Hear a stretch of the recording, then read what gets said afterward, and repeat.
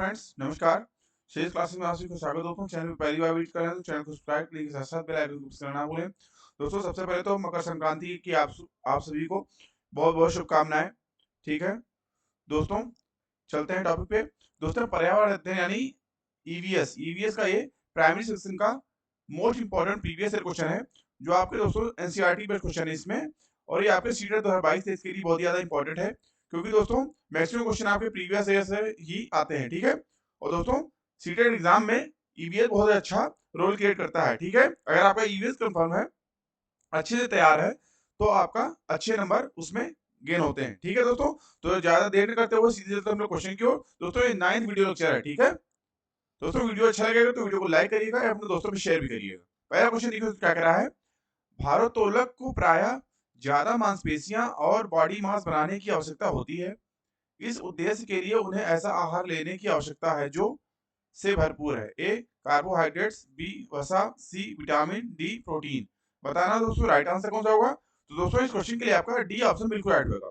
दोस्तों, भारोत्तोलकों को प्रायः ज्यादा मांसपेशियां और बॉडी मास बनाने की आवश्यकता होती है। इसके लिए उन्हें ऐसे आहारों का सेवन करना चाहिए जो प्रोटीन से भरपूर यानी युक्त हो। ठीक है, जिसमें आपका डी ऑप्शन बिल्कुल राइट होगा। ठीक है, जैसे आपको दोस्तों प्रोटीन में क्या हो गया, किसमें मिलता है ज्यादा, सोया चंक्स में मिलता है दोस्तों, सोयाबीन में मिलता है। ठीक है, आपके जो है बीन्स में मिलते हैं।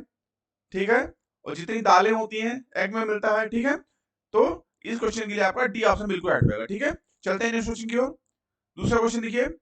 रेखा की माँ के लिए रोजाना तालाब से लाए पानी में फिटकरी डालती हैं। ए ऐसा निलंबित अपद्रवों को अवसादित करने के लिए वो करती हैं। बी कठोर जल को मृदु जल में परिवर्तित करने के लिए करती हैं। सी पानी में मौजूद रोगाणुओं को खत्म करने के लिए करती हैं। या डी पानी को रंग रहित करने के लिए करती हैं। बताना दोस्तों राइट आंसर कौन सा होगा। तो दोस्तों इस क्वेश्चन के लिए आपका ए ऑप्शन बिल्कुल राइट होगा।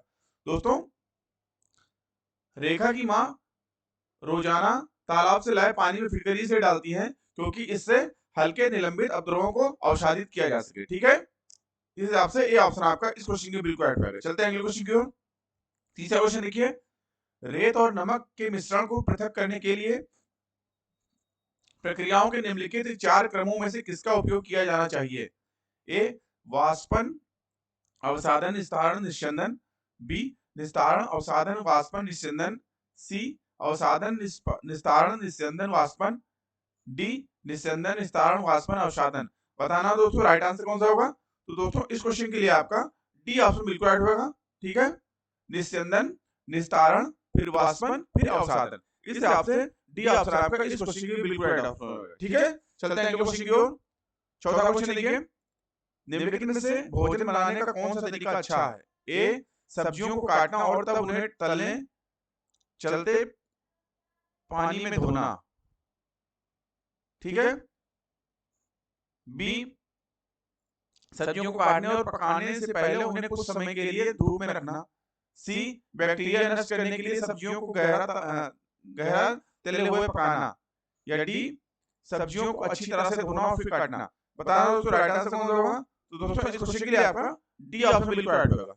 दोस्तों सब्जियों को पहले अच्छी तरह से धोना चाहिए, फिर उन्हें काटना चाहिए, जिससे उनमें जो पोषक तत्व सब्जियों में पाए जाते हैं वो नष्ट ना हो, इसीलिए ऐसा करना चाहिए। ठीक है, तो दोस्तों इस हिसाब से डी ऑप्शन आपका इस क्वेश्चन के बिल्कुल राइट ऑप्शन आएगा। चलते हैं अगले क्वेश्चन की ओर।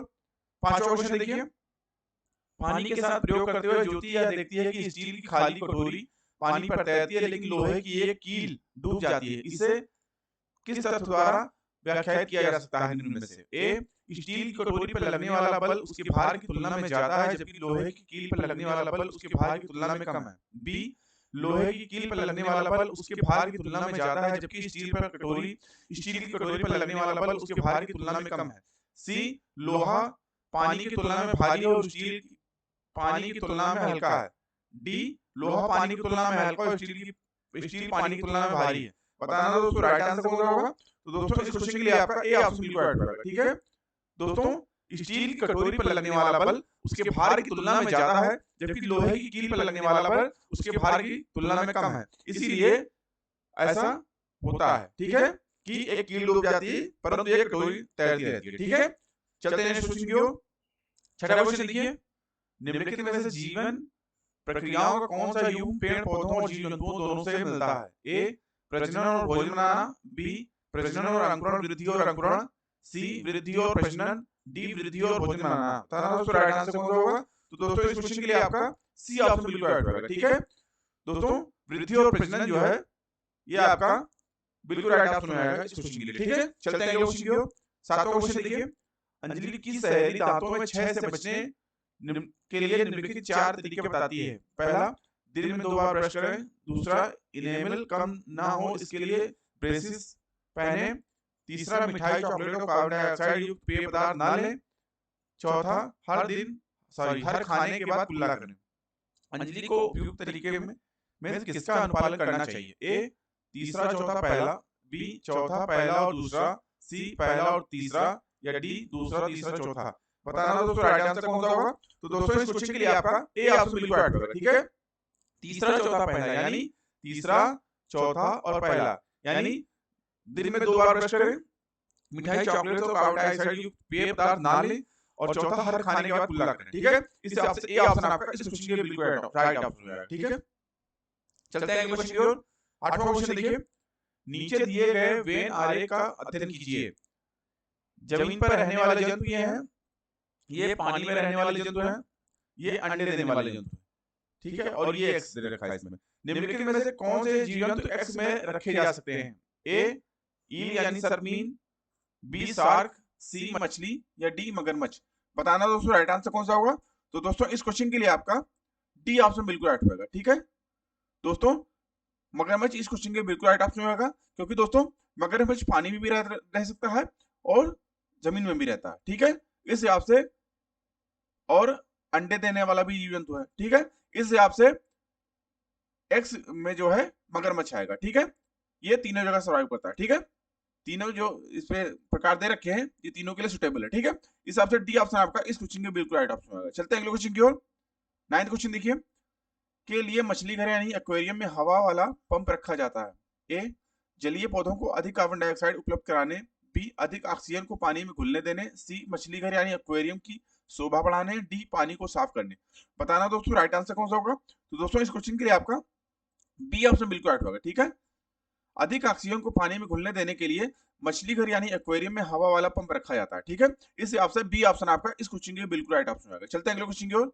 10th क्वेश्चन देखिए, जब एक मछली को पहले से उबले लेकिन कमरे के तापमान पर ठंडे किए गए पानी से भरे एक्वेरियम में डाला जाता है तो वह मर जाती है। ऐसा इसलिए होता है क्योंकि मछली घर यानी एक्वेरियम का पानी ए ऑक्सीजन रहित है, बी मछली द्वारा पाने के योग्य नहीं है, सी खनिज रहित है, या डी मछली के तैरने योग्य नहीं है। बताना दोस्तों राइट आंसर कौन सा होगा? तो दोस्तों इस क्वेश्चन के लिए आपका सी ऑप्शन बिल्कुल राइट होगा। ठीक है दोस्तों, यह पानी खनिज रहित है, इसीलिए मछली की मृत्यु हो जाती है। ठीक है, इसे आपसे सी ऑप्शन आपका इस क्वेश्चन के लिए बिल्कुल राइट ऑप्शन होगा। चलते हैं अगले क्वेश्चन की ओर।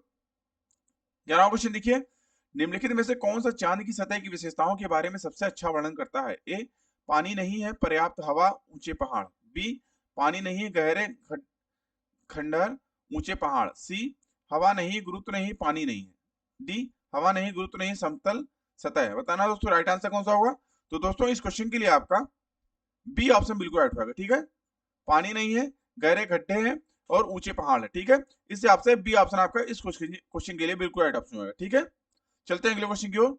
12वां क्वेश्चन देखिए, आरती एक पोस्टर पर एक बीमारी की रोकथाम से संबंधित निम्नलिखित सावधानियां पढ़ती है। पहला, अपने आसपास पानी को जमा ना होने दें। दूसरा, पानी के बर्तनों, कूलरों और टंकियों को साफ रखें। तीसरा, यदि कुछ जगहों पर पानी इकट्ठा हो जाता है तो तेल का छिड़काव करें। चौथा, स्वयं के बचाव के लिए जाली का प्रयोग करें। पोस्टर का उद्देश्य है के फैलने के बारे में जागरूकता पैदा करना। ए चेचक और मलेरिया, बी डेंगू और आई फ्लू, सी टाइफाइड और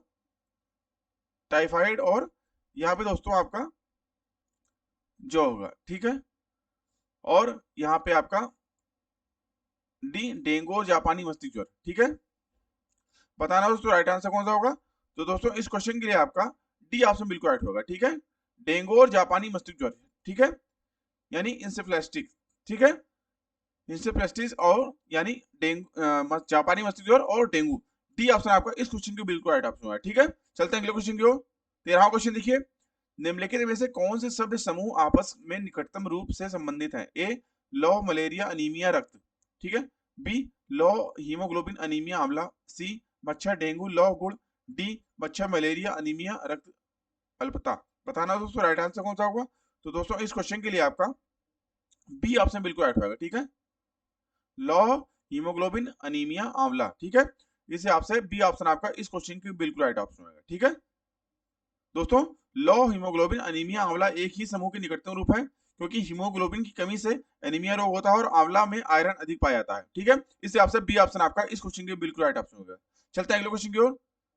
14वां क्वेश्चन देखिए, यह पढ़ाते समय कुछ समय के लिए खाद्य पदार्थों की को किस तरह ताजा रखा जा सकता है। राधा अपनी कक्षा में निम्नलिखित अनेक तकनीकी का की परिगणना करती है। पहला, उसे कटोरी में रखती है तथा कटोरी को एक खुले बर्तन में रख देती है जिसमें ठंडा पानी है। दूसरा, उसे एक गीले कपड़े में लपेट देती है। तीसरा, उसे धूप में खुला फैला देती है।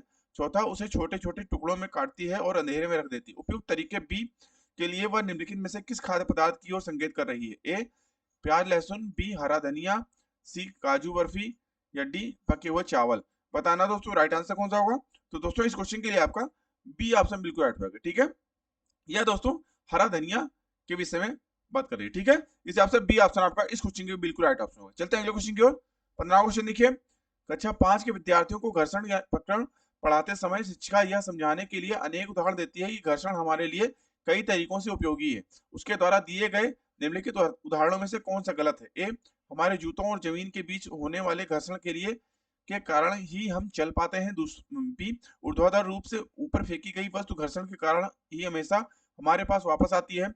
सी ब्रेक लगाने पर वाहन रुक जाता है। डी पेन की नोक यानी टिप और पेपर के बीच होने वाला घर्षण के कारण ही हम लिख पाते हैं। बताना दोस्तों राइट आंसर कौन सा होगा। तो दोस्तों इस क्वेश्चन के लिए आपका बी ऑप्शन बिल्कुल राइट होगा, ठीक है। ऊर्ध्वाधर रूप से ऊपर फेंकी गई वस्तु घर्षण के कारण ही हमेशा हमारे पास ही वापस आती है। इस हिसाब से बी ऑप्शन आपका इस क्वेश्चन के लिए बिल्कुल राइट ऑप्शन होगा। चलते हैं अगले क्वेश्चन की ओर। 16वां क्वेश्चन देखिए, सभी बड़े शहर सड़कों पर भारी संख्या में वाहनों के कारण पर्यावरण प्रदूषण की समस्या का सामना कर रहे हैं।